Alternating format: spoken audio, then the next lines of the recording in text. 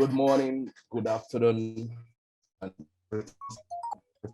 to all our attendees today, and welcome to yet another webinar series brought to you by the MSM Campus Connect. Today we have very interesting speakers, and I'm also joining this webinar with my colleague, Solomon, who will be moderating this webinar with me. And this webinar is the continuation of our series that we've been having for the 5th time in a row right now. And it's all about how you can discover the world of new possibilities and the benefits of international education.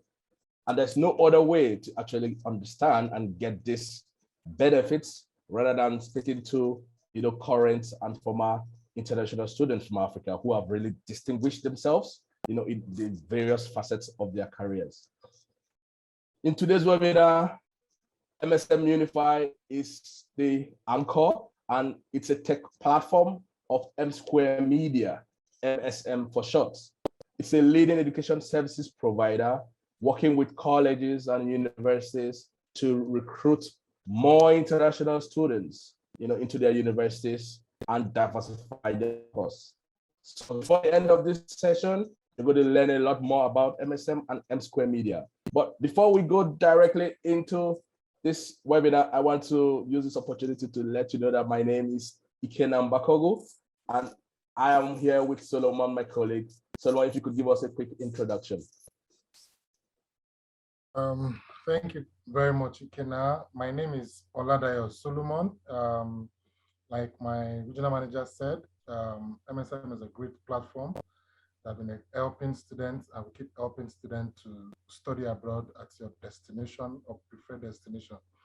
Thank you for joining us for this webinar today. We would wish to learn a lot about your experience, what you have learned over time, what you have learned while you are in your local country and when you traveled abroad. We want to learn and gain more experience, especially also for students that have that dream to study abroad. Thank you very much. Thank you so much, Solomon. And before I go on to introduce our speakers, or rather they will introduce themselves, just a little bit of housekeeping for all our attendees today. We will be using the Q&A function and also the chat box, and that's going to allow us to ask all the questions and concerns we may have on the topic at hand. So for those who have questions, please type them onto the question box or chat box, and we would definitely bring it up, during the Q&A session. So feel free, relax, and welcome once again.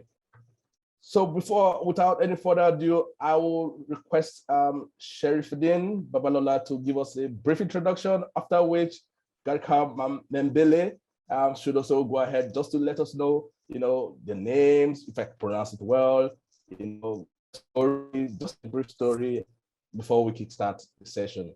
Over to you, Sherifdeen. Thank you, Ikena. Good morning, good afternoon, everybody.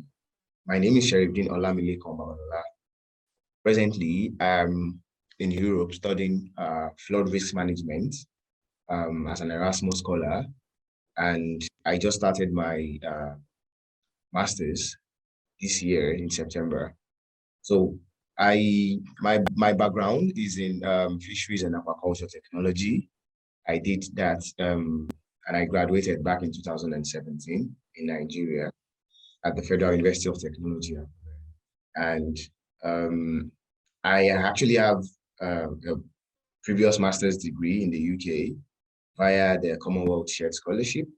And I had a master in environmental water management, and that's literally why I'm actually having a second one, because I wanted an area of specialization in water management, and that's why I'm here today studying flood risk management. And yeah, literally I'm from Nigeria, and this is my second time in Europe, and I wish whichever or whatever I pass across today, you guys can learn from me going forward. Thank you once again. Thank you so much, Sherifdeen, for such a brief introduction and giving us a little bit of a nugget of your education journey. Garikai, if you could please give us an introduction and let us know a little bit of your journey. Thank you. Yes, thank you very, very much. Good morning, good afternoon. My name is Garikai Membele. I'm from Zambia. I did my undergraduate studies at the University of Zambia, and I went to do my master's in the Netherlands in geoinformation science and Earth observation. And I'm currently a PhD candidate at the University of KwaZulu-Natal in South Africa. So, of course, before my, before I went for my master, I had to quit, and then I discovered what I really wanted to do and where I wanted to do it from. I went for it here. Thank you. Thank you so much, and such a pleasure. And thank you both for having the time to join us to talk to some Africans. Talk to prospective students who perhaps were in your shoes some years back. And still having the difficulties to know how to navigate or daunting experience as to should I study abroad? Shouldn't I study abroad? What should I do? How should I position myself? Great. So just for us to dive into this discussion, perhaps I'm going to start with you, Garikai. You talked about your PhD student at the moment. Obviously, you've also had some other previous education. If you could just let us know a little bit about your academic and professional background, before studying abroad. Most people would think that for you to study abroad, you need to be a superhuman. You need to have perhaps a first class, have loads of money, have connections.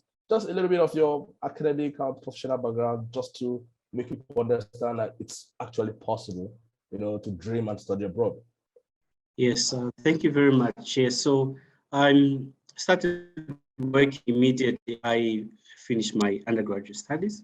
I was working as a geoinformation expert at the Provincial Center for Geographical Information Services. And at that particular center, we used to provide geoinformation services to planners and other clients that were interested in. But I think for me, the impetus to study came because of the role that I had in that I was training planners. I was imparting knowledge in planners. So I thought that it was critical for me to acquire some skills to enable me to be able to efficiently do my work. So that's how I started looking on the internet to look at possibilities of studying abroad. But of course, the first option was to study it here in Zambia, but I found that that particular course was more specialized and was mainly offered abroad. So I had to look around whether countries, which countries are actually offering this course, and I had to look around. I spent a bit of time.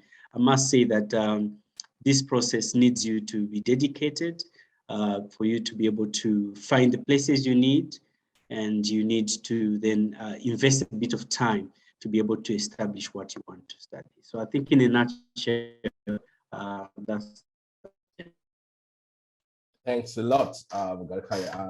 And Sherifdeen, if you could also throw a little bit more light on, your own, experience or background.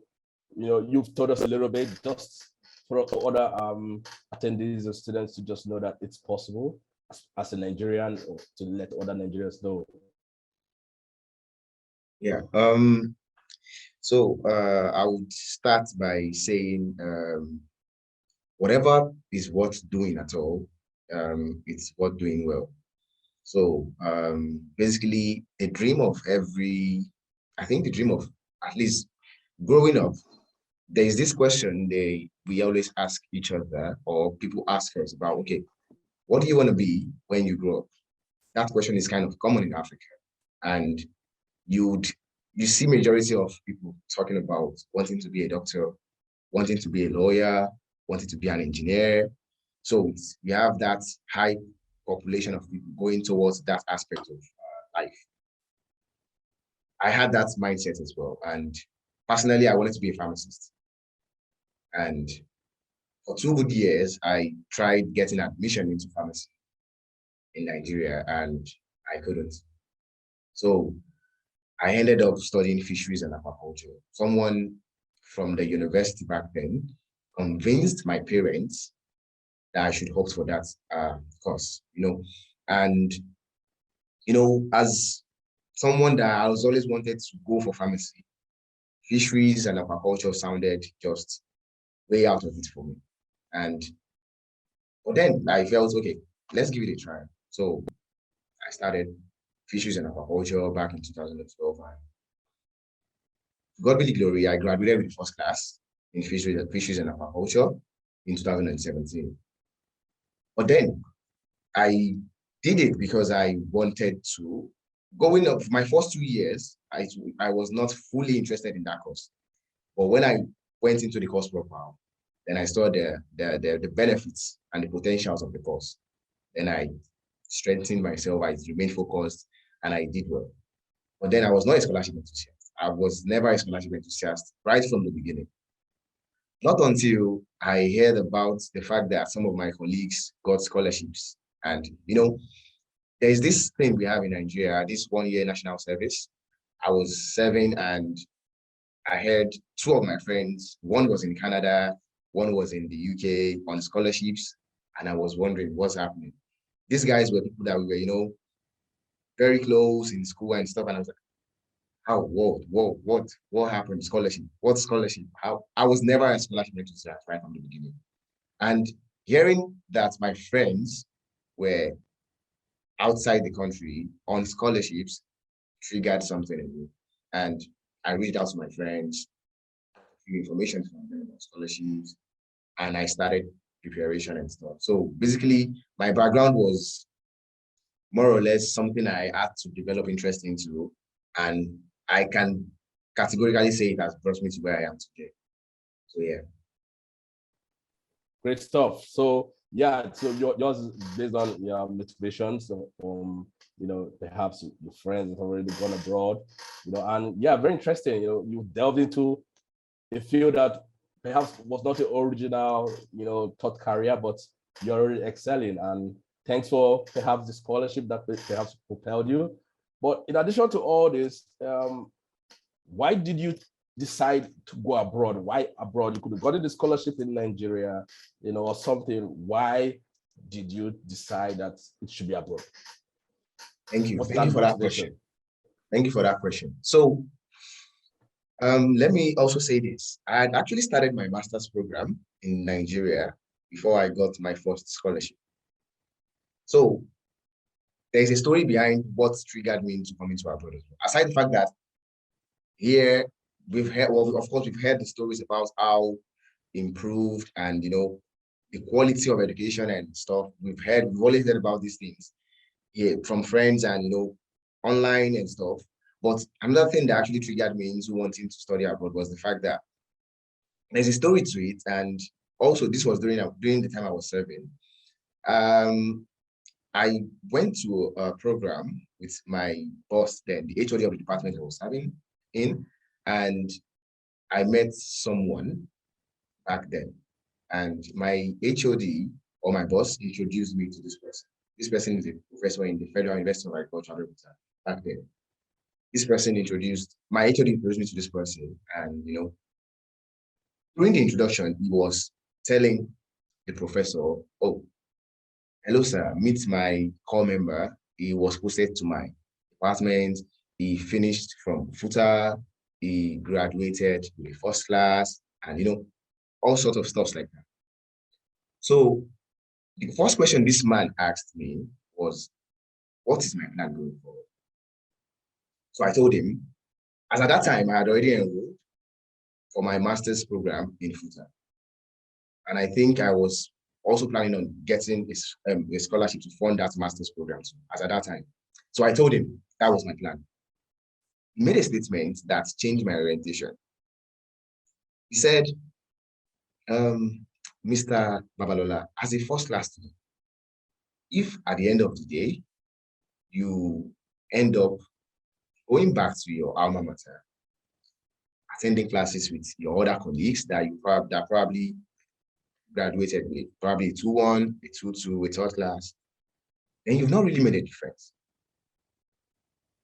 That statement was, I don't know, it kept ringing in my brain for months because, you know, he didn't tell me directly, guy, explore other opportunities. He did not.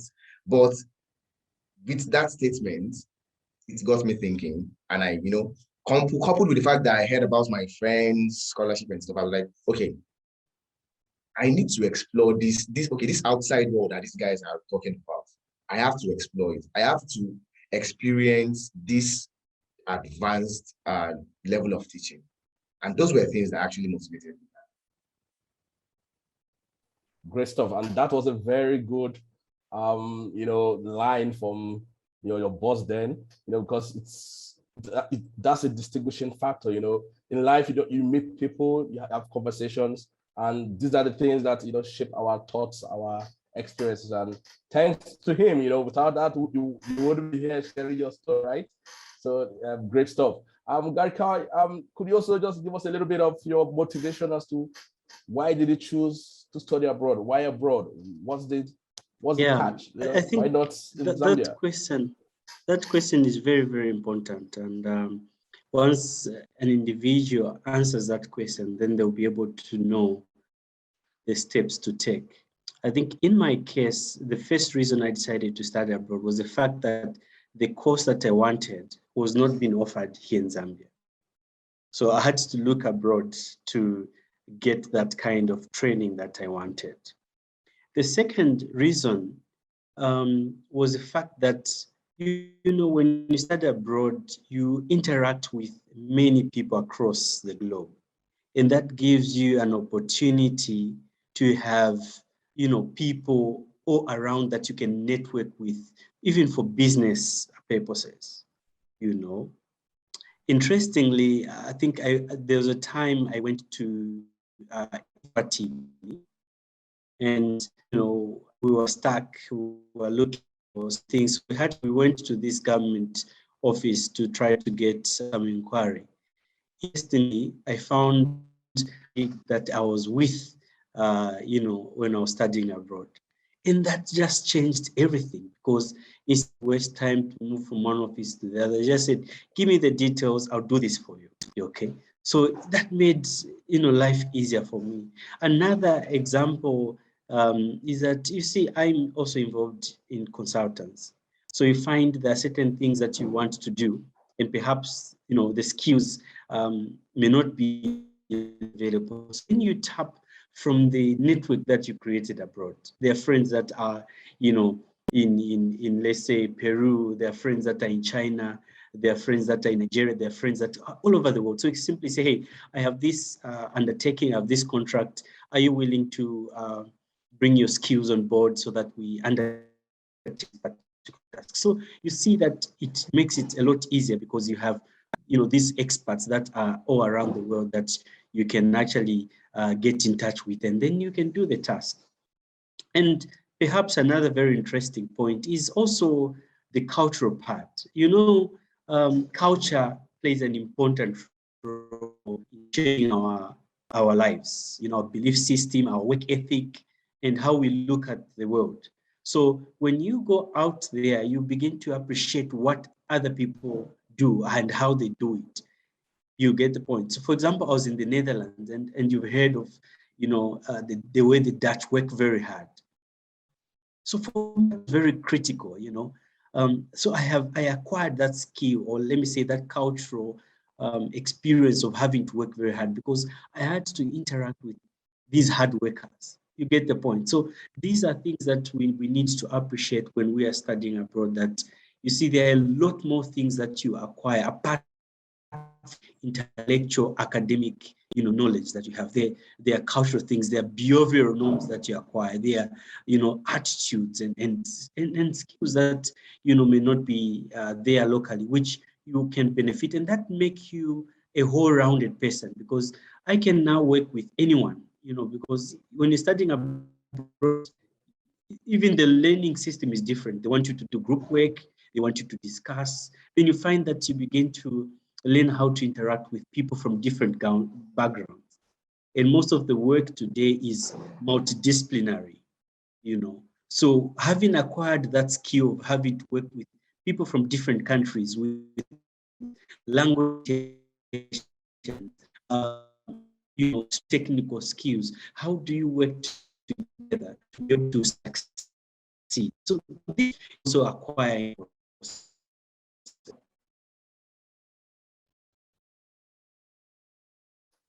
I think we lost you a little bit. Are you there? Okay. In the network. Okay. Yes. So yes, I'm there. Okay. Thank you so much. Okay. And I think I picked something very critical there in terms of the networking. Studying abroad exposes you to people. Rather than just being the local person, you're connected to so many countries, so many people, and then understanding cultures, norms, just making you a well-rounded person, just like you mentioned. Great stuff, and great to share that insight. I just let Solomon take the other part of the questions so that we can just continue. Over to you, Solomon. This is very interesting. This dream, it's actually very interesting. What motivates people to travel, to study abroad? I am particularly moved by what the professor told Babalola. Is actually something that sticks with me also for a very long time, to say, if you are best with this set of people and you continue to show that you are best with them, you're actually not the best until when you test outside water. It's actually very good. So, but I have a slightly different questions. I have questions about expectations. What are your expectations before and your actual experience studying abroad? What are your expectations before you travel, and now that you're studying abroad? What are your expectations? I actually want to know. I'm eager to know that. For both speakers, sorry. Oh, okay. Okay, maybe I should go first. Expectations. So one thing about education back home is the fact that we find ourselves in different scenario compared to what we have here. So back home, I remember, if I'm to attend some classes, we have over 100 students in a particular class, for example, and we have to struggle sometimes to attend classes, and even sometimes the academic environment, it's not that suitable for academic learning. But then we still try as much as possible to go. And aside that, talking about infrastructures to facilities, laboratory equipment, these were things that were lacking, or we didn't have enough back then, studying back home. But we've heard stories about how these things, how they are well advanced in this type of countries. So expectations back then, before I left Nigeria, were, okay, I'm just going to go out there, see in what's possible or in what's best way. I'm going to try as much as possible to learn from renowned lecturers in the best possible facilities ever, in the best or the suitable environment. I remember when I got to the UK, we were not even up to 15 in classes sometimes, and the environment was just so conducive for academic learning. So the expectations were great. I expected to be taught by very competent lecturers, and of which my expectations were met, because trust me, the way of the structure and the setup of the academic aspect in Europe is way different from what we have in Nigeria. The way they set up their lectures, the way they set up their assessment methods, they found a way to shaping whatsoever country you are coming from. They found a way to set up an academic structure that would shape you into being impacted in the best possible way. One example is, I was not really a good writer before I left Nigeria. 2-3 months into getting into the UK, I knew that yes, there was a difference, because the university I attended, for example, most of our assessments were essay writings, articles and stuff. And there is no way you would not learn how to write. There is no way you will not improve after you probably have submitted 2-3, assignments with the software they have, with the setup, with the structure, with their facilities, with the, you know, everything that has been put in place makes things quite easy for you to, you know, blend in. So the expectations were so high, and I would say, yeah, the expectations were met, because these guys have put everything in place in order to help you, no matter where you're coming from. They've put everything in place in order to help you achieve whatever it is you want to achieve. So yeah. Yeah, I think in my case, of course, I'll avoid to repeat some of the expectations that my colleague has mentioned. But I think in my case, expectation that, you know, when I go there, I'll just, you know, and go to my room and just study. You know. But when there, it was a different situation altogether. The way the learning environment is structured is in such an environment whereby even over the weekend you're allowed to go for excursions. You know, you can go to other places and learn from the actual environment, the real world environment. So for me, that was very exciting, and I found that to be something that was very critical in making sure that as you learn, as you acquire this knowledge stays with you, because, you know, when you experience something in the real world, it's something that is memorable and it will not easily, you know, go away.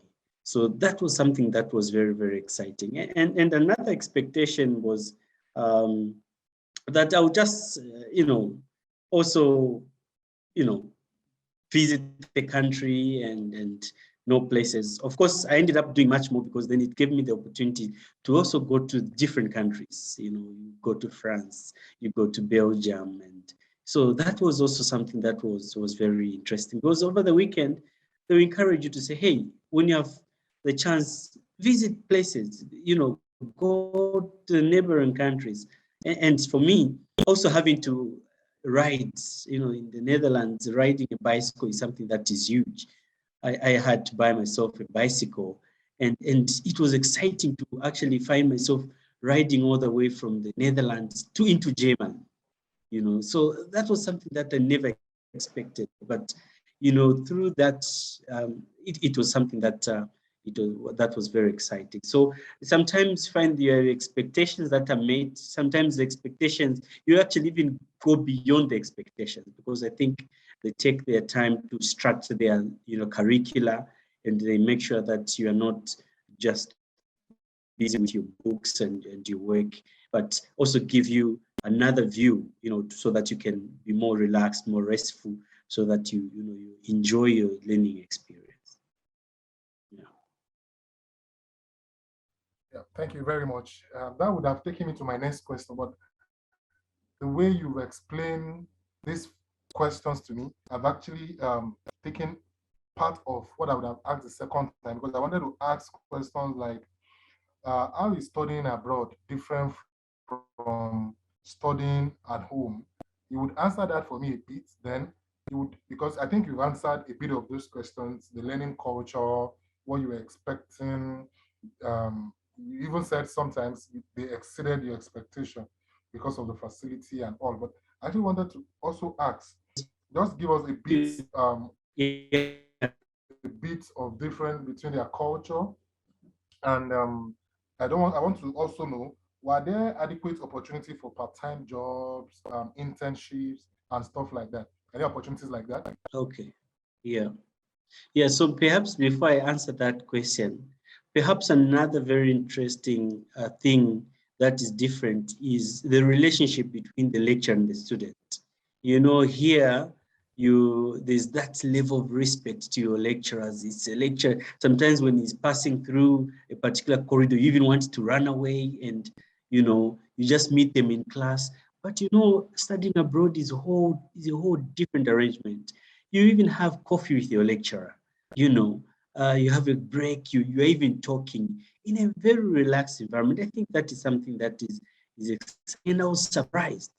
You know, you call your lecturer by his first name. You know, he could be a professor or a doctor. You simply say, "Hi, Jerry," and they take no offense. You know, So that tells you how interesting the environment is to allow you to be able to learn in a very relaxed environment. In terms of part-time jobs, I think the Netherlands was kind of different in my case. It could be different from other countries like the UK or something like that, because of the scholarship that I had or that I was on. I was not allowed to work. But if I'd gone for another scholarship, that was more flexible, I could have been allowed to work. So it depends on the scholarship that you go on. Those barriers are, kind of broken down. Yeah. So I think, yeah, that's it for me. Okay, yeah, let me, in addition to what my other colleague has said. So basically, truly, studying abroad is just way different. It's a different story entirely from what we have in back in Africa.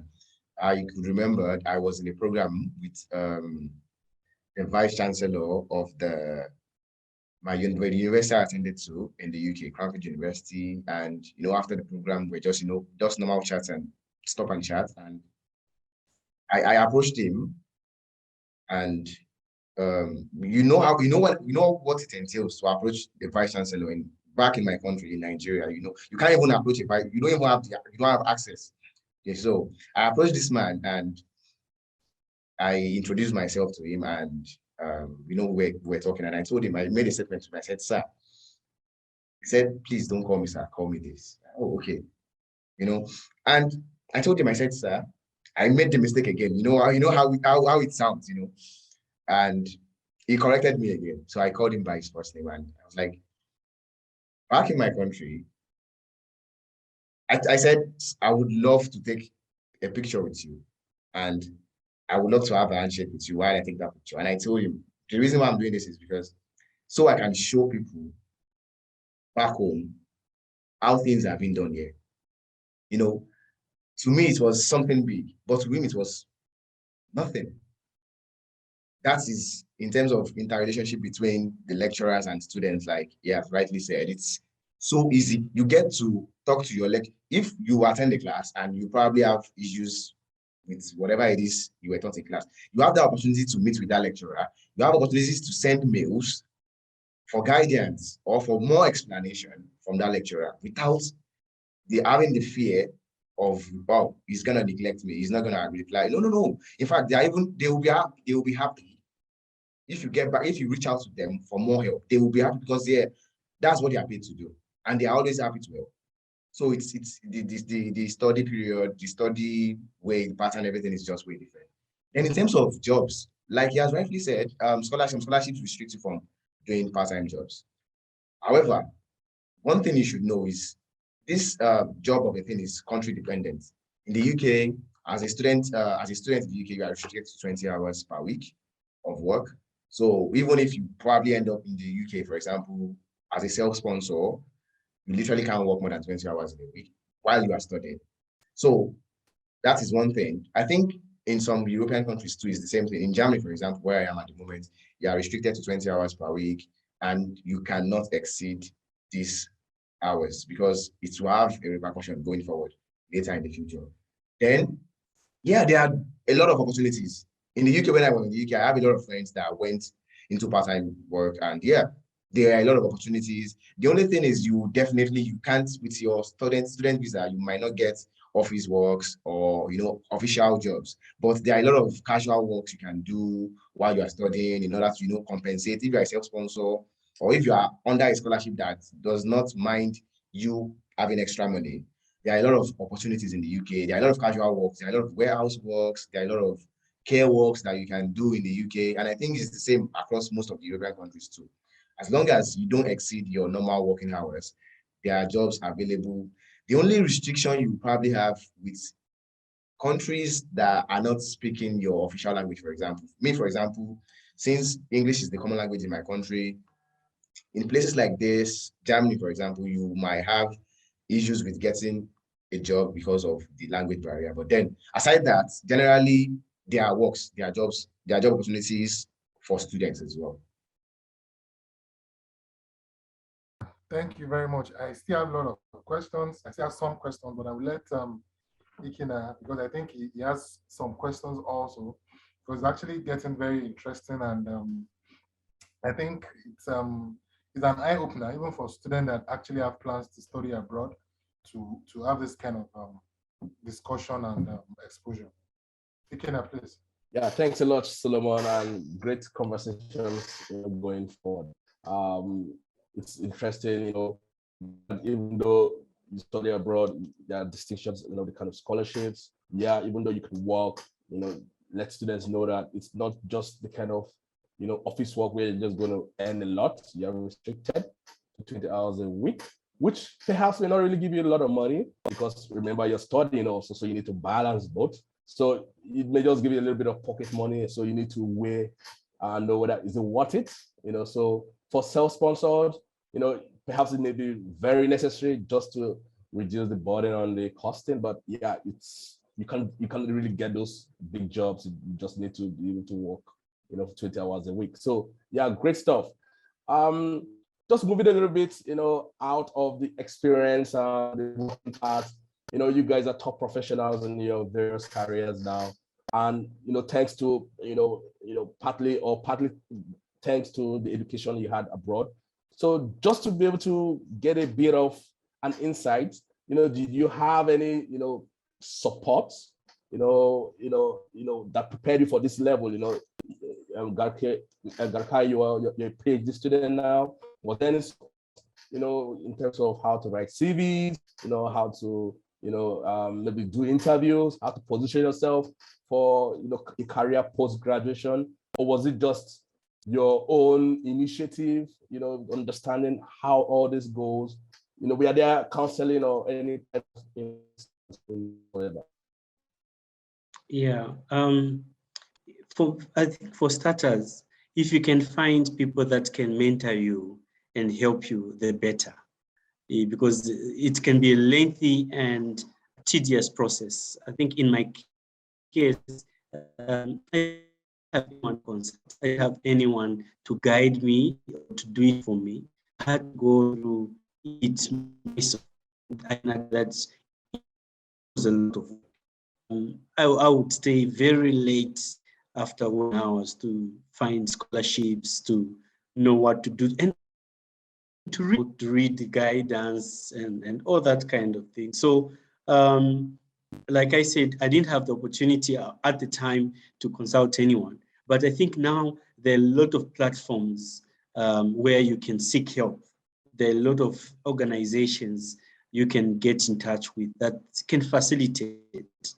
And I think that can be very helpful for people that need help. I mean, those that have experience, those that have the connections, I think it's easier nowadays because of the people that are available to help. But otherwise, in my case, it was a lonely and tedious process.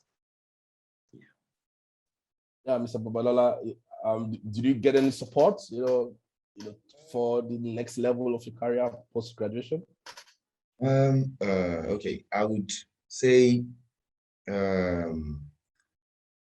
from Nigeria, aside the fact that, okay, while I was applying for scholarships, I had the support of my friends and colleagues. There was literally no other support anywhere. And one thing I would like to point out here is, you mentioned something earlier about, application processing, CV and stuff. Another benefits of, coming to countries like this or coming abroad for your studies is the fact that you don't just get shaping academically. There are other services that these people provide that would help you develop yourself. When I was in the UK, aside the fact that I go to classes and my academics, there was this services that provided by my university. We call them career services.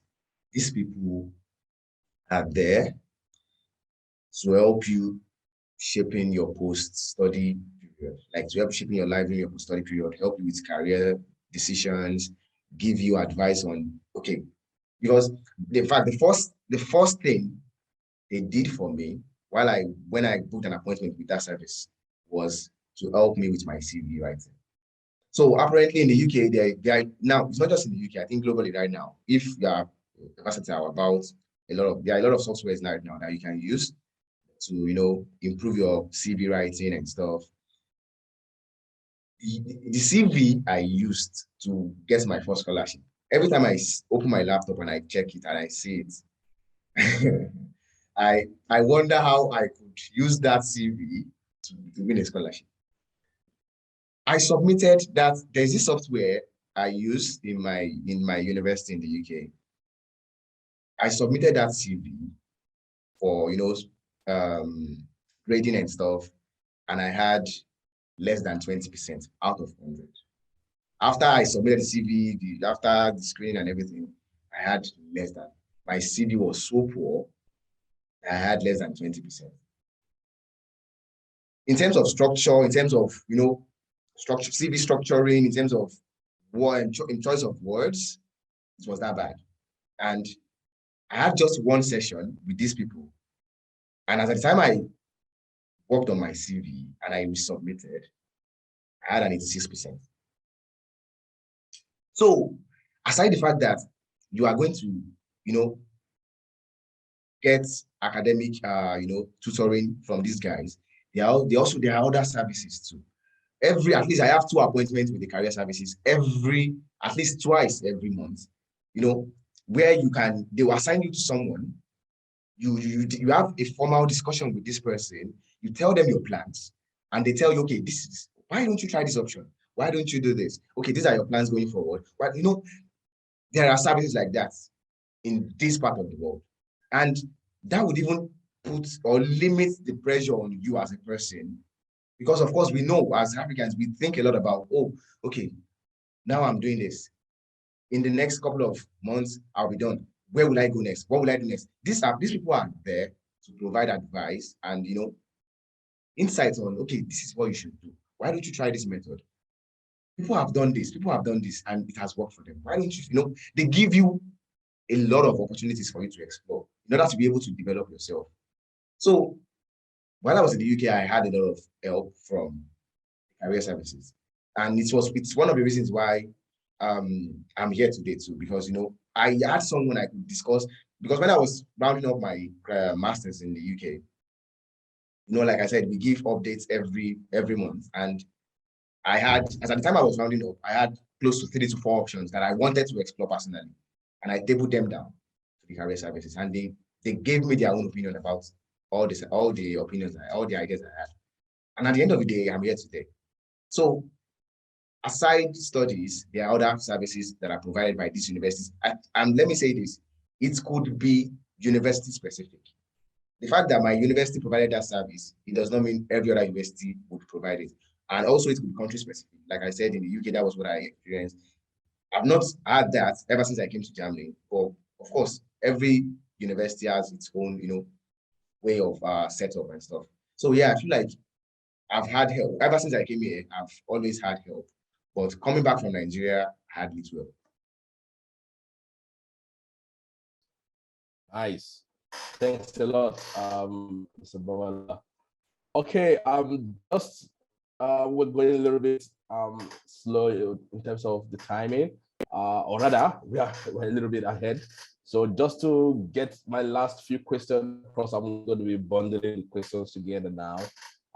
Yes, you guys are really good, professionals now. So how have you been making the difference, in your current jobs or your current careers? How are you making the difference now? How did you actually position yourself, right, in school to be able to get that, current difference you're making? Was it connected, or was it just, something in isolation? Yeah, you're both doing very well, so what differences are you making now in your careers, and how do you connect it back to the education you had, abroad?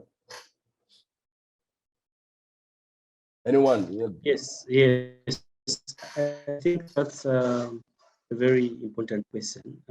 In my view, or rather from my experience, you remember, I used to work for the Provincial Center for Geographic Information Services, and I used to train planners and different clients that wanted to acquire the skills in geoinformation science.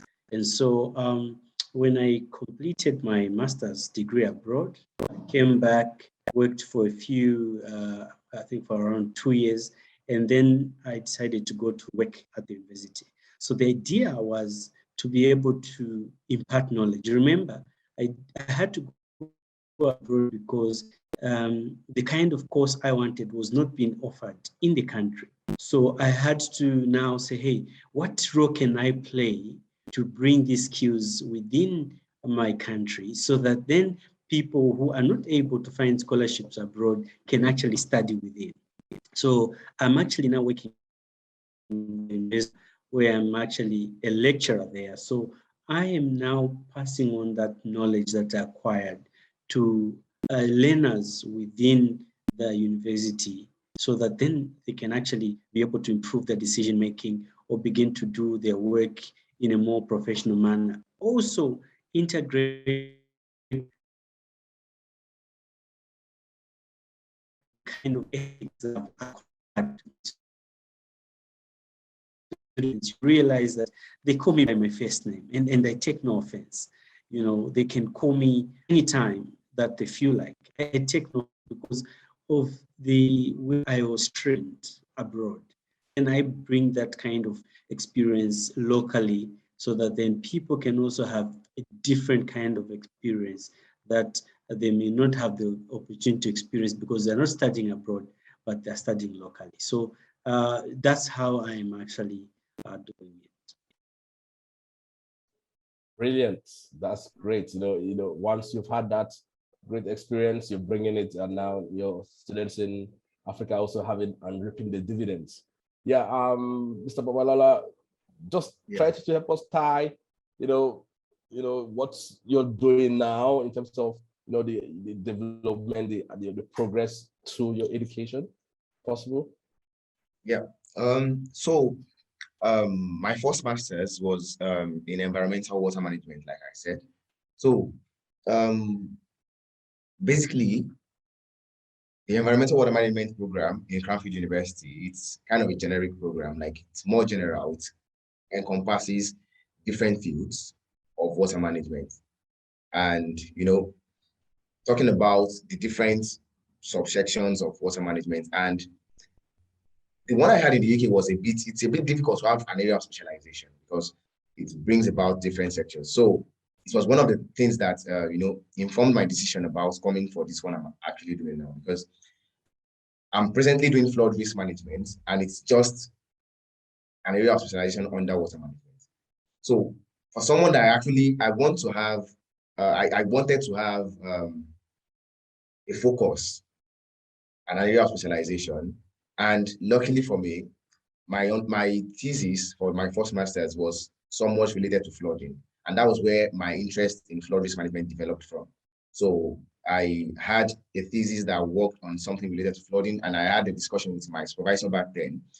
And I told him about my plans of exploring flood risk management, of which he 100% approved. He approved my plans. So that was what informed my decision of coming back for flood risk management. However, one thing I actually did, or I was doing even before I left Nigeria, was to volunteer. I volunteer for a few organizations, and presently I work. I'm the executive editor of AfricaWorld. AfricaWorld is a non-governmental organization in Nigeria at the moment.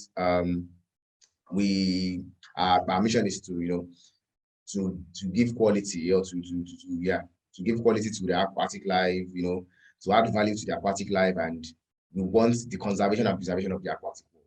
So basically, sometime last year, I became the executive editor of this organization, and over the years, we've been making impacts back in Nigeria and even outside Nigeria at the moment, because we have a lot of our members outside Nigeria making waves, doing the best they can do in order to, ensure that, the mission and vision of the organization is achieved. So somewhat, those aim and objectives of the organization is kind of intertwined with what I'm also, with some of my personal goals as well, because we are dealing with the aquatic world here.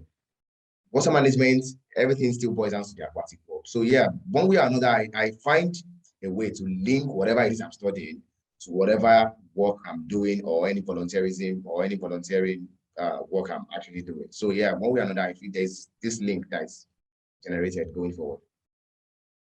Oh, okay, wonderful. Time, like Ikena said, is fast spent, but I would love to ask 2 questions in one. And I want you to take like 2 minutes each to just answer that question. The first one is, what do you consider the first advantage of studying abroad? The first thing you think is the advantage of studying abroad. And in the next 5 to 10 years, where do you see yourself with the knowledge that you have acquired abroad? Yeah. For me, I think it's world-class knowledge, because the knowledge you acquire abroad is not limited to the space or that you're in. You find this world-class knowledge. And perhaps another very second thing which I mentioned is networking. You have colleagues across the world, so that for me is exciting. And how I see myself in the next few years is, of course, excel, finish my P.h.D. and, impart more knowledge to many more people. And perhaps start my own college, start small and, yeah, try for greater things. I think with the knowledge that I have acquired, I think I should have mentioned in the beginning that I'm doing my PhD in South Africa. So that's also another kind of experience I'm having there. New things I am learning, which I may not have learned when I was in the Netherlands. So I'm combining all these and begin to see how I move to another level. Thank you. Okay. Same thing. I would actually agree to what my counterpart has said. He said world-class knowledge. Yeah, that is it. Advanced knowledge. That is just it, really. Because you are, at the end of the day, you are being taught by renowned lecturers and under the best possible way. So definitely you get that standardized and advanced knowledge. That is one thing. And the other, like you said, networking. Till today, I still have I'm still in good contact with a lot of my lecturers back in the UK. That I still reach out to them for advice with regards to the new courses I'm having, and the way the connection has been there ever since, even since I left. So the advantageous things about having to come to these places, you have to the networking, the connection is just there, and it doesn't matter whether you live the environment or you travel to somewhere else, the connection is just there.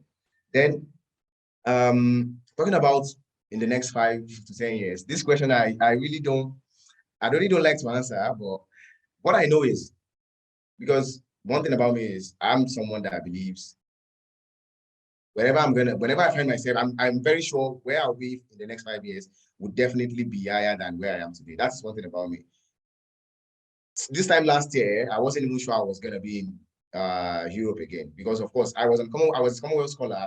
All my plans was to go back to Nigeria because that was one of the agreements. And of course, everybody, we plan, definitely. We have plans. Okay, yeah, this is what I'm going to do for the next, this, but then not everything worked out the way we want to. Like I said earlier, I had like 4 plans at hand when I was about to finish my master's last year.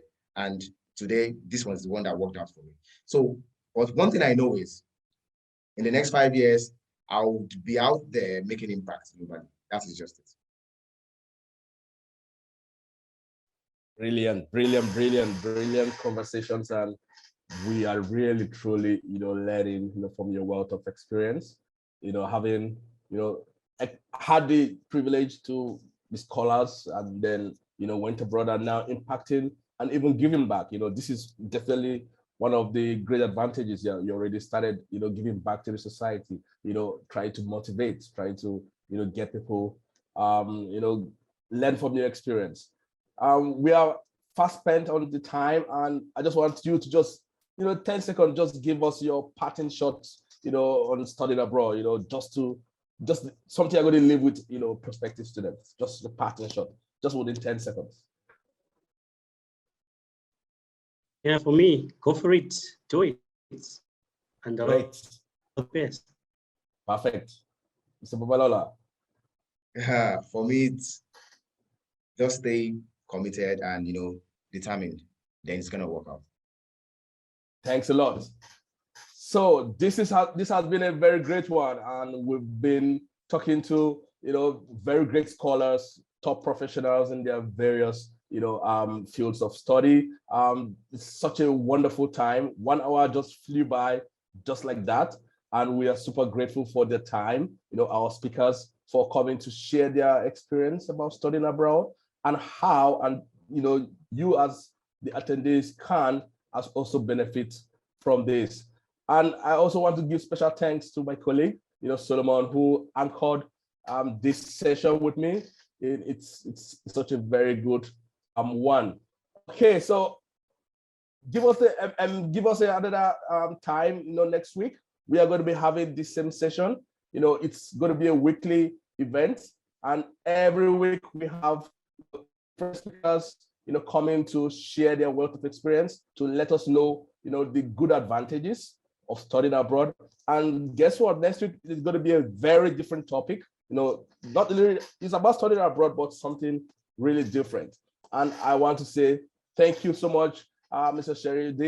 Sherifdeen Babalola and Garikai Membele, for the honor of gracing this wonderful webinar. Thank you so much.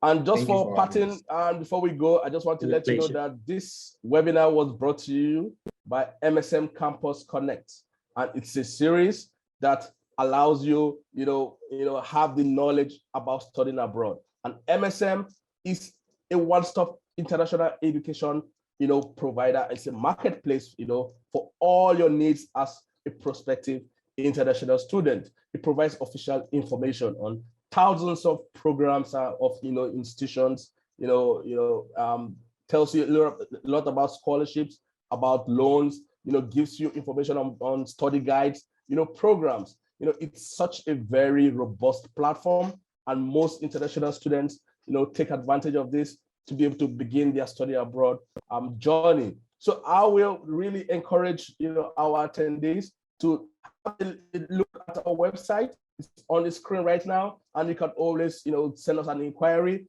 Solomon, his email, he's right there on the screen. You can always send him an email for an inquiry. Same with me, I'm Ikena, and we can always get back to you on that. So don't forget, same time next week, great session with great speakers on a different topic entirely, and we hope it's going to be a worthwhile for you. Thank you so much. Thank you, guys. Thank you, Solomon, and it has been a wonderful time with you. Have a great evening. Bye. Thank you so very much. Thank you for having us. Yeah, bye. Bye. All the best. Thank you.